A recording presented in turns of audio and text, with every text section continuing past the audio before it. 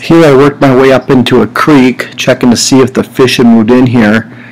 I just started about 50 yards back. I'm just throwing a jig up along this edge, working it.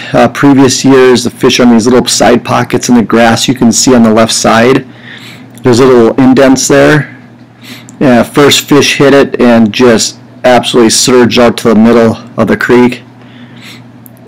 Heck of a fight, trying to see how big the fish is. I knew it was big because you couldn't get it to shake its head or anything, just solid pull. And then here it shows itself, and I knew I had a good fish.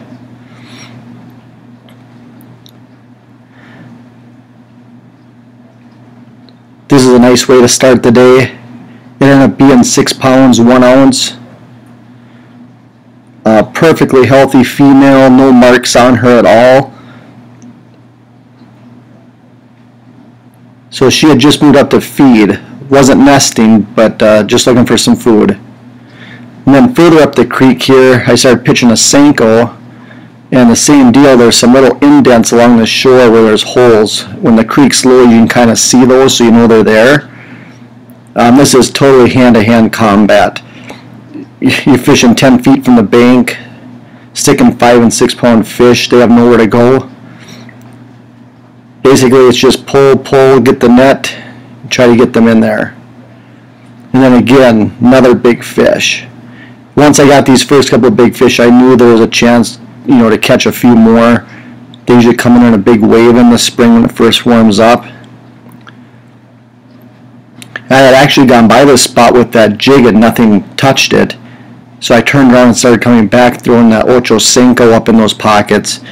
And this was literally the second cast with that big fish picked it up. And then here is probably about 150 feet down that bank, heading back towards the opening to the lake. And again, the hook set, right away it's a big fish.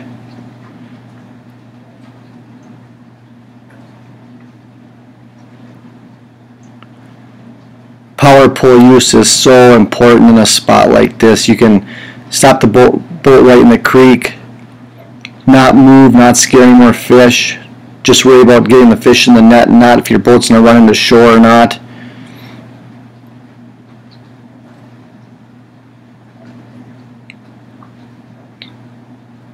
You can see how powerful these fish are. Just pull, trying to get them into the net.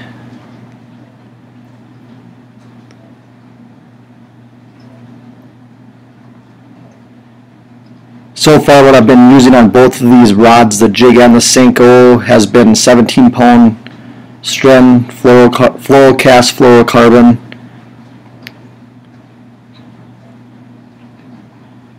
So far this spring I haven't broke off a knot or broke a line on any fish with it. It's been working great. Here I came around the other side of the creek, and again throwing the Senko up into the edge of the grass in those little pockets. One more big fish.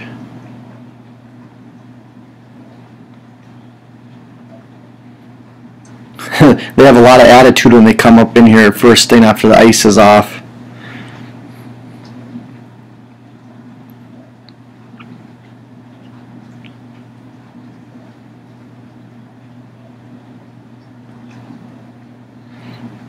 I don't know if you noticed, but with that fluorocarbon, I have it on a 7-foot medium rod, and I've totally lightened up my hook sets from previous years.